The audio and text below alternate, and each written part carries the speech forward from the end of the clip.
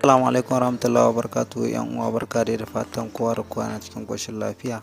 Sunana Baba AS ne mai channel din nan ta Baba AS Tech. Yau abinda zamu nuna muku da farko shine yanda za ku maida wayar ku ta zama 100% a cikin sakon biyu rak. Aka shiga cikin settings sai ku nemo wajen da aka yi about phone.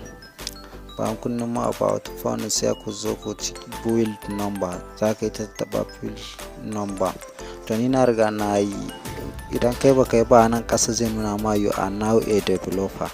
Bayan nan kun yi sai ku fito ka dibo cikin, ka shiga cikin system sai ku dibo wannan option din na developer option. Bayan ka shiga cikin developer option ka tabbatar yana kunne, sai ka zo ƙasa sai ka ta wannan system EU demo mode, wannan shi za ka taba. Idan ka taba shi sai ka tabbatar ka kunna wannan button din sai ka taba. Bayan ka taba sai ka zo show demo mode. Idan ka danna kaga yayi 100% cikin sakon. Zaka iya wa mutum haka domin idan ka bashi mamaki akan wannan. Mun gode da fatan za mu haɗa a bidiyo na gaba sai mun ji ku. Fine.